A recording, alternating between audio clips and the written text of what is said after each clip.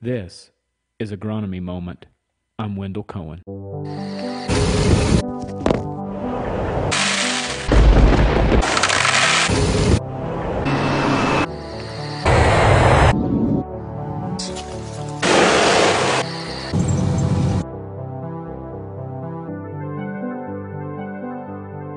Hey, good day everybody. I just wanted to do a quick update here after a storm last night, and hopefully this is coming through all right with the wind blowing here, but quickly gonna go over some hail that went through an area you may have had, maybe not quite as bad, but you might be wondering what's going on. So this is a little more extreme. We're not 100% sure what's gonna go as we go forward, but we're gonna tell you a little bit of our thoughts on what you can be looking for, and I think you'll have ranges in this too. So anyway, we'll jump right into it.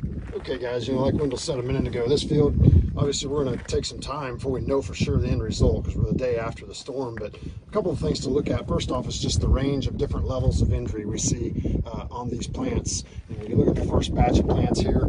This plant here actually had a little bit of a bud left. You can tell it took a shot right there though, so I'd probably count this guy out. But the key here is that it was broken off near the soil line too, so that plant would have been out. You look at these, there's no damage on the hypocotyl below the cotyledon area, but the damage ended up breaking the plants off below the cotyledon point. So those three would be out as well. There's no place for those plants to recover from. As you move to these plants, you see we have pretty good damage in places. However, you can see that there's still the main growing point intact and is actively growing today. This plant here is a little more interesting. Even though the cotyledons are still semi-intact, you can see the damage from it. This one's actually broken off. There are two buds associated with each of these cotyledons, and you can see in this case, this one here is actually starting to grow a little bit. Even though the main bud was taken out by cutting here on the stem, at the cotyledon area, there's still two buds left. So this will have two stems that will come out of this main stem and give you a double-stemmed plant. These, however, the main bud is still intact. The apical meristem area is still active, and they're still growing. So these guys, I would expect to see them recover.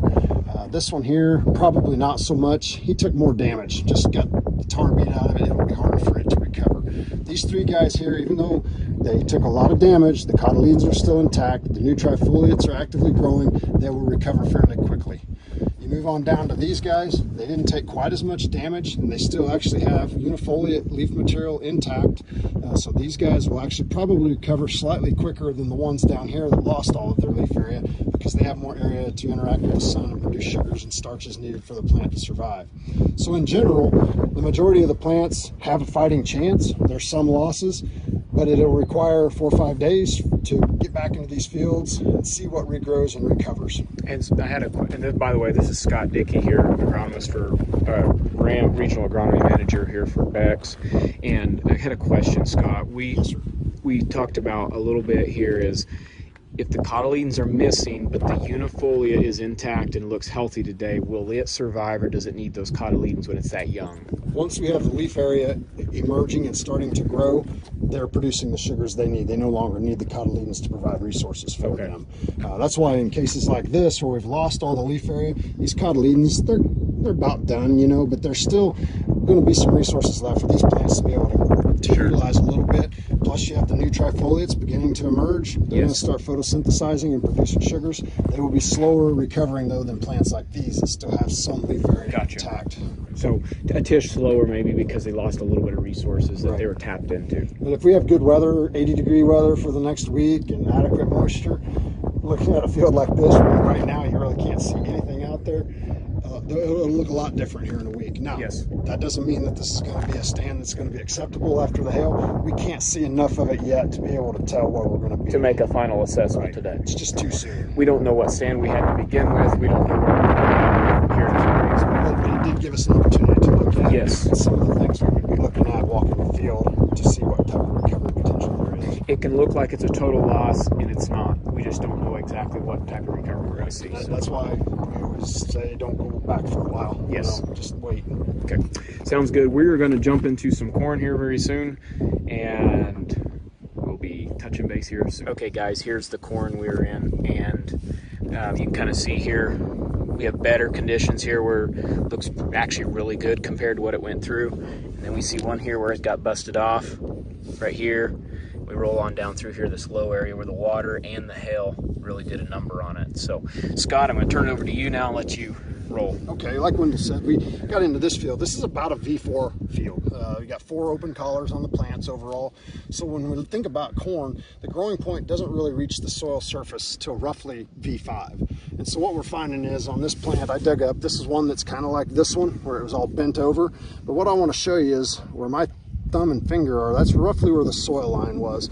And you can see in this case, I don't have my knife out, but where the point of my shovel is, that's the growing point right there. So in this case, the growing point is still well below, at least a half inch below the soil line. So it was well protected from all but the biggest hail. So if a guy had big hail, you know, ping pong ball, golf ball sized hail that was very dense and hard, and it took a direct shot on a plant, you can actually damage this growing point and limit recovery. But when I look at this field, even though it looks really bad, it's shredded pretty badly, some of the plants are bent over, these growing points were well protected. I don't see divots in the soil. Now, granted, maybe we had heavy enough rain to remove some of that, but sometimes when you walk into a field that was really severely hit, you'll see divots in the soil where the hailstones punched holes in the ground. So when I look at these plants, I see kind of a range of things to maybe talk about for a second. You look at a plant like this, where it was bent over by water, by hail, but it's wrapped pretty tightly. This one is going to take longer actually to recover than a plant like this one right next to it that probably took just as much damage, but it took enough damage that the whorl was opened up. We removed all this leaf area. These plants will begin to recover very quickly. Same with a plant like this where it's busted out. Now if I took a knife or my fingers and pinched that off, get rid of all that wrap, same with this one, they'll recover much more quickly. The best thing to happen for us in this case would be to continue kind of windy conditions with 80-85 degree temps, good growing conditions. A few showers maybe? Maybe here and there, but again, some dry weather intermixed with that to allow this dead material to dry up and crinkle and allow this new whorl material to blow through that and get going. Okay. Basically, these plants took a nice pop in the mouth, and they're going to take a little time to shake that off, but in general, they're well protected enough, should recover nicely. And I had a question. If, let's say this corn had been a V5 and growing point was right at the ground, but it was still intact in the middle, we're still looking at a good plant, right? Yeah. I mean, not necessarily as the growing point above is what defines a hail damage. It's just if the growing point is damaged, either subterranean or above. Right. And another key here is we sometimes, later on we'd be worried if we had corn that was, 2 foot tall, worrying about stalk bruising, things like that. Yep. In this case, I'm not as worried about that, because worst thing that could happen though is if a hailstone hit one of these, I'll call it stalks, even though that's not stalk yet. Sometimes if that outer leaf is split, that leaf sheath, you'll see the stem want to push out the side of that, and those plants can really kind of get messed up. Yep. But in this case, most of these plants are so young that I don't expect to see any issues, and there's no real what I'll call stalk material, because the stalk will be coming from below the growing point down the road. And if, like I said, if the corn was 2 foot tall, then you'd kind of be a little more concerned about bruising of the stalk. Okay. But here we don't really have that issue. Okay. Yep. And it's kind of one of the beauties of corn. Corn self-protects for a long time. Okay. I like to hear that, because I think there has been some hail damage over here the last while, and we don't know what the spring holds, but you can use this video here to reference your farm, your conditions, and you most likely will have a range that will fit into this as well. So anything else to add, Scott, before we roll? All right. Thank you, guys. Just wanted to do this really quick update and keep you in the loop. We'll see you next time.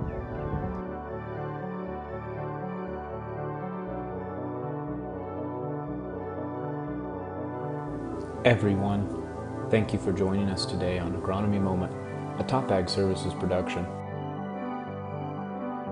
If you want alerts on what we are finding in the field, go to topagservices.com/signups to receive alerts, or subscribe to our YouTube channel.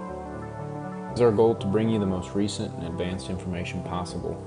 If you have any questions or feedback, feel free to reach out to us anytime. We also ask you that you give us a like and follow our channel wherever you listen to your podcasts or watch these videos. This ultimately helps us reach more people like you.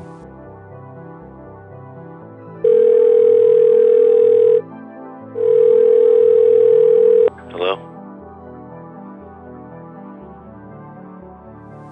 Hey, this has been Wendell Cohen, your show host. Thank you to all who made this show possible.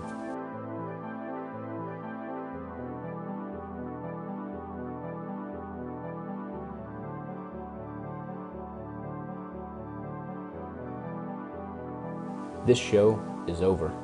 See ya.